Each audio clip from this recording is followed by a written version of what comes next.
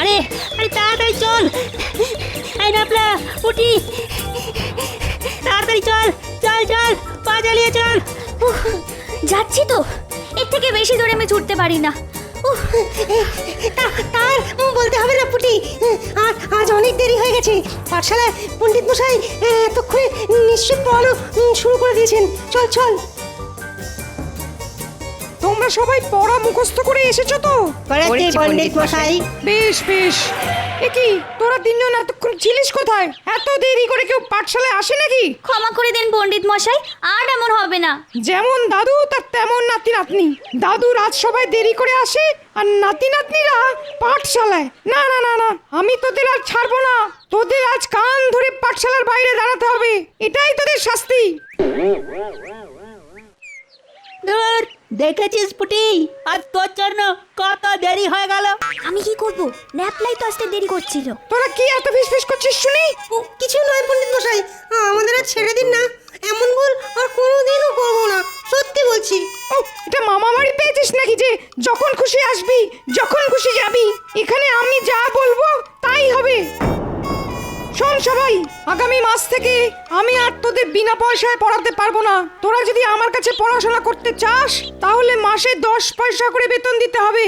বাড়িতে গিয়ে এই কথাটা বলে দিস, আর বলিস যদি এই কথাটা মহারাজের কানে যায় তাহলে খুব খারাপ হবে, মনে থাকে যেন। আচ্ছা পণ্ডিত মশাই। অনেক হয়েছে, আর না। এবার আমি আমার সব ছাত্রদের কাছ থেকে বেতন নিয়ে নিজের ট্যাগে ঢোকাবো। শিক্ষা তো আর বিনা পয়সায় দেওয়া যায় না।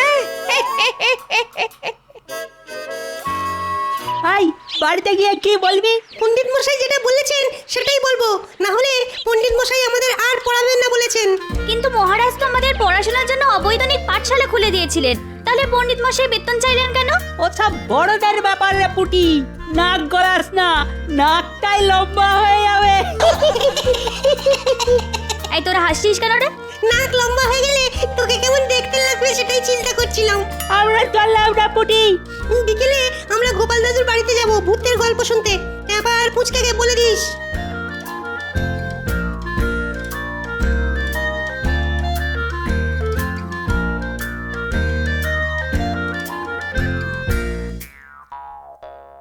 আয় আয় মা আয়, আজ পাঠশালায় কেমন লেখাপড়া হলো শুনি।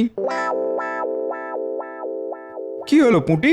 বাবা জানো, পণ্ডিত মশাই বলেছেন আগামী মাস থেকে 10 পয়সা করে বেতন না দিলে আমাদের আর পড়াবেন না। সে কি 10 পয়সা? সে তো অনেক। আমি অত পয়সা পাবো কোথায় মা? না না না না, এমন তো হওয়ার কথা ছিল না। মহারাজ তো পড়ালেখা করার জন্য 1 পয়সাও কারোর কাছ থেকে কোনোদিন চাননি, তাহলে পণ্ডিত মশাই কেন চাইছেন? তবে কি মহারাজের কাছে একবার যাব, গিয়ে পা ধরে ভিক্ষা চাইবো? না হলে যে আমার মেয়ের পড়াশোনা বন্ধ হয়ে যাবে।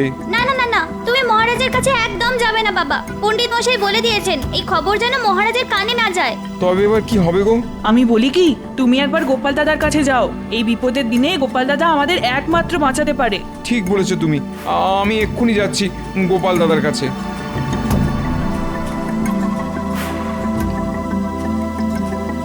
ও গোপাল দাদা, গোপাল দাদা, আরে বাড়ি আছো?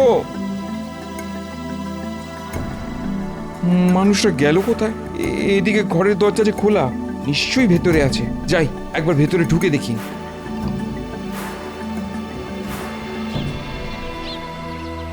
ও গোপাল দাদা, আরে ও গোপাল দাদা, আরে ওঠো ওঠো। গিন্নি, আজ তোমার গলার আওয়াজটা ভারী হয়ে গেল কি করে গো? গিন্নি নয় গো গোপাল দাদা, এটা আমি। আরে আমি পুটির বাবা। হ্যাঁ, ও তাই বলো। তা তুমি এই সাত সকালে আমার বাড়িতে কেন? বড় বিপদে পড়েছি গো গোপাল দাদা। তাই নাকি? তা কি বিপদে পড়লে শুনি? পণ্ডিত মশাই পুঁটিদের পড়াশোনার জন্য আগামী মাস থেকে বেতন বাবদ 10 পয়সা করে চেয়েছেন। বেতন দিতে না পারলে উনি আর পড়াবেন না। আমি গরিব মানুষ, নুন আনতে পান্তা ফুরোয়। আমি যদি মাসে 10 পয়সা পুঁটির লেখাপড়ার জন্য খরচা করি তাহলে আমাদের সংসার চলবে কেমন করে গোপাল দাদা? হ্যাঁ বলো কি ভাই, তা তুমি এই কথাটা মহারাজকে জানিয়েছো? না গোপাল দাদা, পণ্ডিত মশাই বলেই দিয়েছেন এই খবর যেন মহারাজের কানে না যায়। ও এই ব্যাপার। পণ্ডিতটা দেখছি দিন দিন মন্ত্রী মশাইয়ের মতন হয়ে যাচ্ছে। ঠিক আছে, তুমি নিশ্চিন্তে বাড়ি যাও, যা করার এবার আমি করছি। তুমি তুমি একটু দেখো গোপাল দাদা, না হলে আমরা সবাই পথে বসবো। দেখতে তো আমাকে হবেই ভাই। মহারাজ রাজ্যের সব বাচ্চাদের বিনামূল্যে শিক্ষা দেবেন বলে পণ্ডিতকে পাঠশালায় বসিয়েছিলেন, আর সেই পণ্ডিত কিনা বেতন চেয়ে বসলো? না না, এত সহজে আমি পণ্ডিতকে ছাড়বো না, এই বলে দিলাম।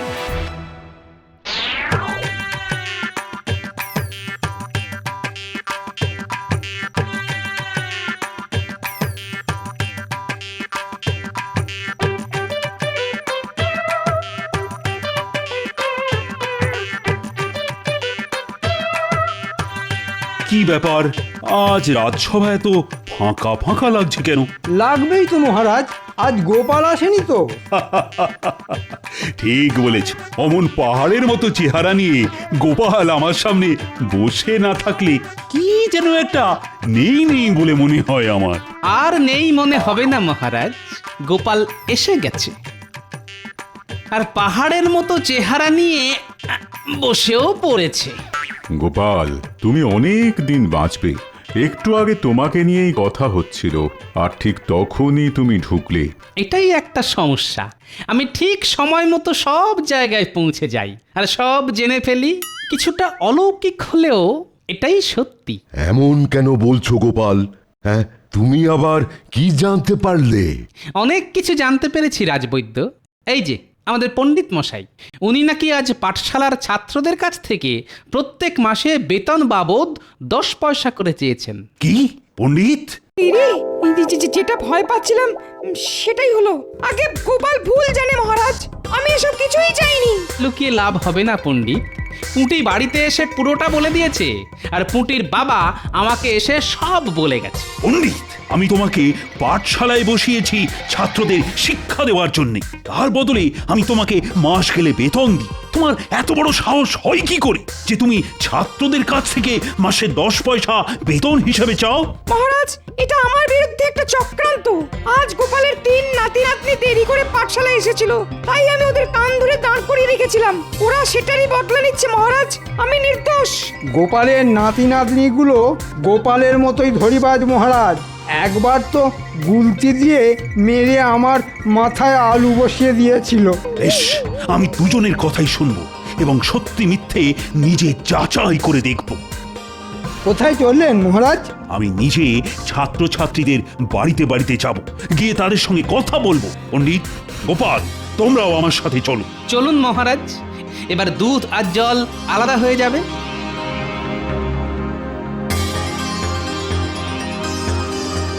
বিশ্বাস করুন মহারাজ, আমি নির্দোষ। সেটা তো সবার সঙ্গে কথা বলার পরই জানতে পারবো পণ্ডিত। ওই তো একটা বাচ্চা দাঁড়িয়ে আছে। পণ্ডিত, এই বাচ্চাটা কি তোমার পাঠশালায় যায়? যায় মহারাজ, ওর নাম ভোম্বল। এই ভোম্বল, এদিকে আয়।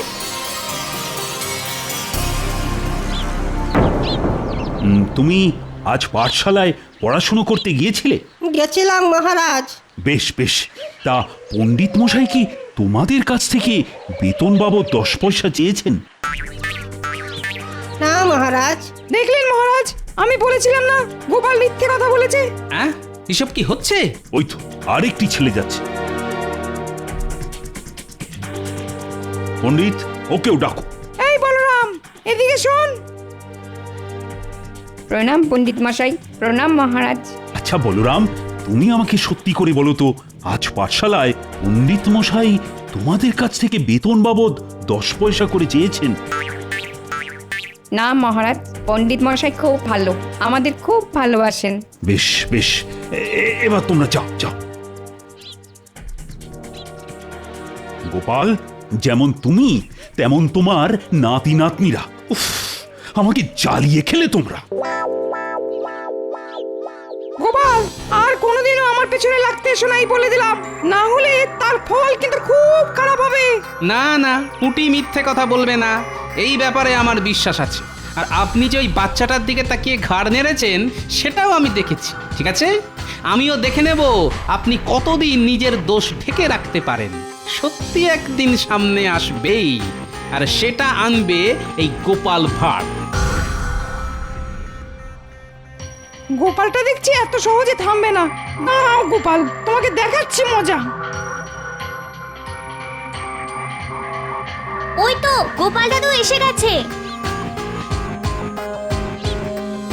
ও গোপাল দাদু, আজ কিন্তু তুমি আমাদের ভূতের গল্প শোনাবে বলেছিলে। আরে শোনাবো শোনাবো, তোদের আমি ভূতের গল্প শোনাবো, কিন্তু তার আগে বলতো আজ পাঠশালায় ঠিক কি কি হয়েছিল। আমি বলছি গোপাল দাদু।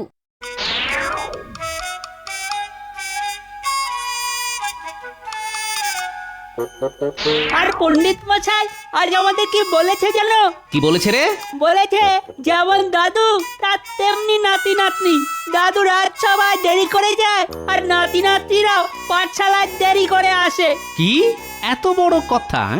এবার একটা কিছু করতেই হচ্ছে। এই অপমানের বদলা গোপাল নেবেই নেবে, এই বলে দিলাম।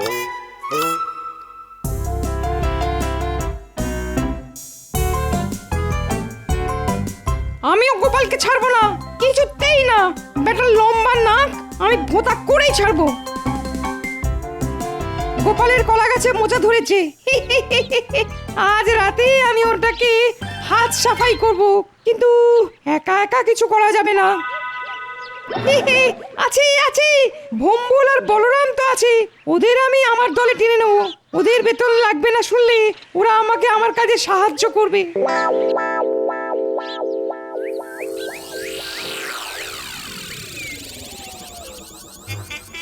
তোদের যেমন যেমনটা বলেছি তেমন তেমনটা করতে পারবি তো?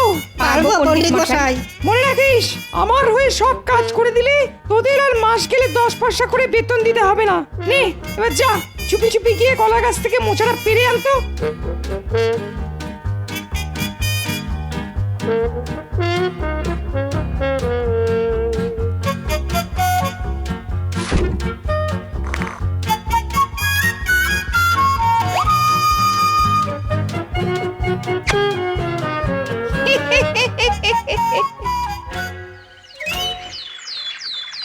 হায় হায়, এ কি হলো? কত স্বাদ করে মোচার ঘন্ট খাবো ভেবেছিলাম, সব শেষ হয়ে গেল। হায় হায় হায় হায় হায়। কার এত বড় সাহস হবে যে গোপালের ঘরে ঢুকে গোপালের কলা গাছ থেকে মোচা চুরি করে? না না, এ সাধারণ চোরের কাজ নয় গিন্নি। এ কি, এটা বাচ্চার পায়ের ছাপ? তার মানে এটা কোনো বাচ্চার কাজ। কিন্তু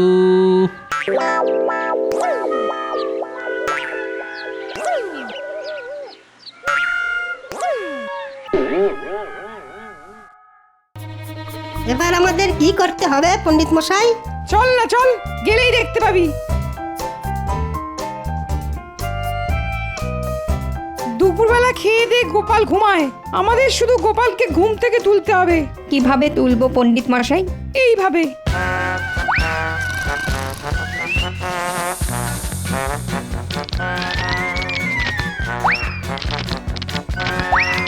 ওরে বাবা, এই এই কে রে? কে আমার ঘরের চালে পাথর মারছিস রে? এই তো আমাদের রাজপণ্ডিত, সঙ্গে ওই বাচ্চা দুটো আছে দেখছি। কি সর্বনাশ হলো গো, চাল কুমড়ো গুলো সব পাথর লেগে থেতলে গেল গো।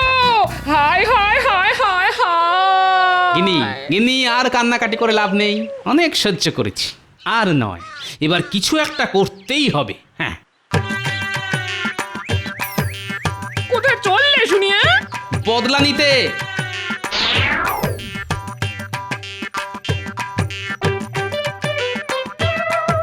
এই ন্যাপলা গুলটে, এদিকে শোন।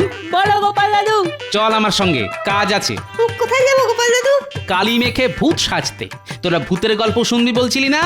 এবার আমি তোদের ভূতের গল্প শোনাবো না, বরং দেখাবো। এবার আমি রাজপণ্ডিতকে এমন শিক্ষা দেব যে আমার বাড়িতে ঢিল মারার আগে দুবার ভাববে। তোমাকে তো পুরো ভূতের মতো লাগছে গো দাদু। আর তোরা হলি ভূতের দুই ছোট ছোট নাতি। ওরে বাবা রে,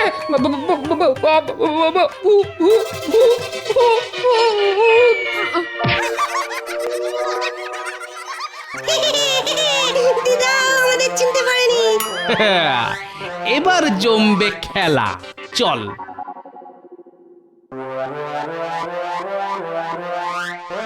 দেখেছো রানী, দেখো আজ আকাশে কত বড় চাঁদ উঠেছে। তাই তো। ওই দেখ ন্যাপলার গুলটে, মহারাজ আর রানীমা জানলায় দাঁড়িয়ে আকাশের দিকে তাকিয়ে আছেন। চল এবার ওনাদের দেখিয়ে রাজবাড়ির ছাদে পাথর ছুঁড়ে মারি।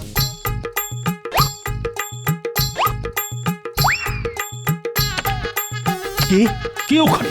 কে? কার এত বড় সাহস? ওই দেখুন, নিচে তিনজন দাঁড়িয়ে আছে, দুজন বাচ্চা আর একজন বড়। দেখুন দেখুন, ওদের মুখ পুরো কালো, পরিষ্কার বোঝা যাচ্ছে না। এবার আমরা কোথায় যাচ্ছি গোপাল দাদু? মহারাজ হয়ে গেলেন, এবার রাজসভার সব সদস্যদের পালা।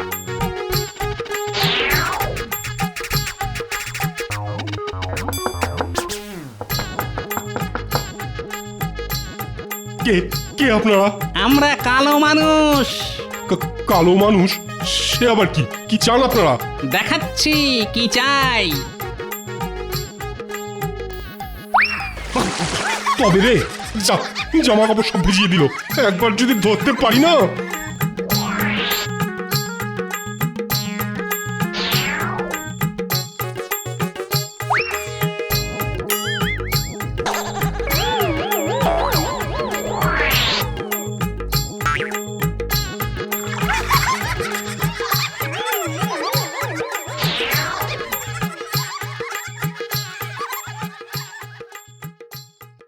না না না, আজ মহারাজকে বলতেই হবে। হ্যাঁ বলতেই হবে। হ্যাঁ বলতেই হবে, ছাড়বো না।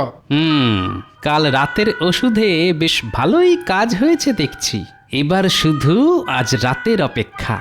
আজ রাতে মক্ষম চালটা চালতে হবে।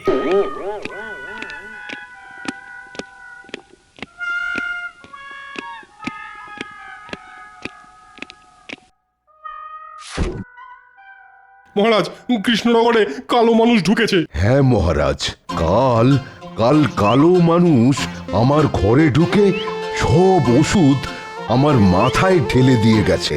শুধু কালো মানুষ নয়, সঙ্গে তার দুজন ছোট ছোট ছাত্রেদও আছে। হ্যাঁ, তোমাদেরও? কাল তিনজন কালো মানুষ আমার জানলা উদ্দেশ্য করে পাথর ছুঁড়েছে। তাহলে বুঝুন মহারাজ, কেমন বিপদের মধ্যে আছি আমরা। সেনাপতি, আর সময় নষ্ট করো না। তুমি আজ রাতেই রাজ্যে পাহারা বসাও। আগে আমি একটু বাড়ি যাব মহারাজ। কেন গোপাল?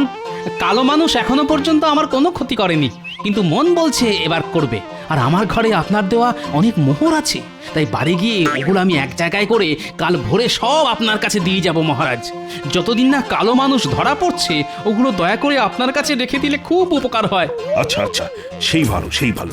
তুমি যাও গোপাল, কাল ভোরে সব মোহর তুমি আমার কাছে জমা রেখে দাও। আমার কাছে সব নিরাপদেই থাকবে।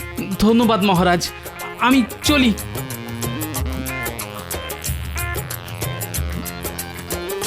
গোপালের কাছে অনেক মোহর আছে।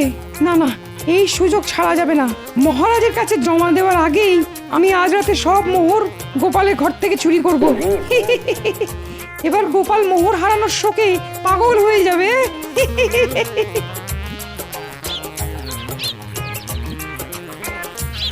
ও গোপাল দাদু!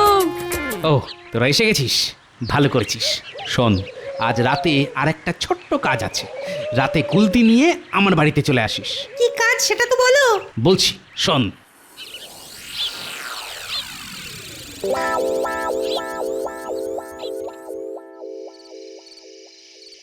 এর মধ্যে আমার সব উপার্জন আছে।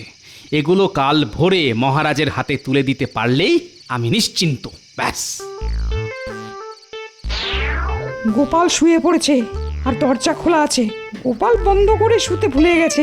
এই সুযোগ, গোপালের বিছানার নিচ থেকে মোহরের ঘোড়াটা বার করে নিয়ে আয়।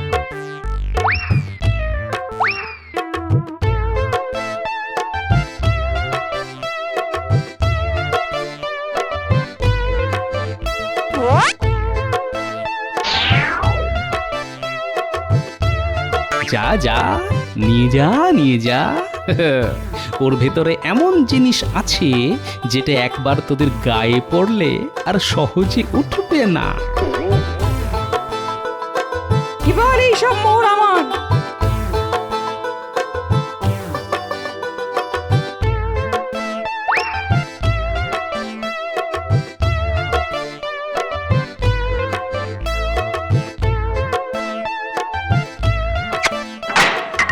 এ কি মোহর কোথায়?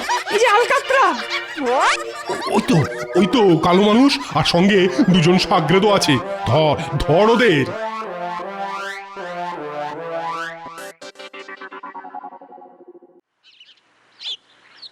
এই দেখুন মহারাজ, কাল এদের তিনজনকে একেবারে হাতে নাতে ধরেছি। হ্যাঁ, ও এরাই তাহলে কালো মানুষ। কিন্তু এই বড় কালো মানুষটাকে কেমন যেন চেনা চেনা লাগছে। কোথায় কোথায় যেন দেখেছি। তা তো লাগবেই মহারাজ, এটা তো আমাদের পণ্ডিত মশাই। হ্যাঁ, আর সঙ্গে ওনার দুজন ছাত্র। আমরা কিছু করিনি মহারাজ। আমাদের ছেড়ে দিন মহারাজ। পণ্ডিত মশাই বেতন না নেওয়ার লোক থেকে আমাদের দিয়ে এসব করিয়েছেন। আমরা বাড়ি যাব। তার মানে পণ্ডিত তোমাদের কাছ থেকে সত্যি সত্যি বেতন চেয়েছিল? হ্যাঁ মহারাজ। আর এই পণ্ডিত বদলা নেওয়ার জন্য আমার ঘরে পাথরও ছুঁড়েছিল, কিন্তু আমার নামও গোপাল ভাঁড়। বিশ্বাস করুন মহারাজ, আমি শুধু গোপালের ঘরে পাথর ছুঁড়েছি, আর কারো পেছনে লাগিনি আমি। জানি, কারণ ওগুলো আমি করেছি। আপনারা আমাকে ক্ষমা করে দেবেন দয়া করে। ওগুলো না করলে আজ সত্যিটা সামনে আসতো না মহারাজ। হ্যাঁ, কি করেছো তুমি গোপাল? বেশি কিছু না, শুধু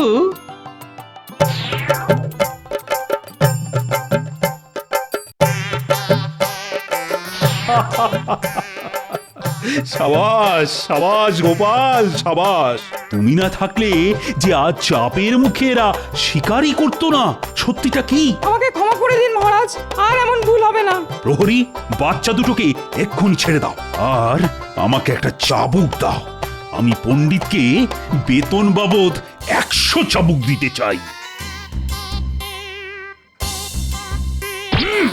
ওরে বাবারে, লাগছে মহারাজ। এবার দেখো কেমন লাগে। রোজ আমি চাবুক খাই আর তোমরা হাসো। আজ আমি হাসবো। হ্যাঁ, ওরে বাবারে,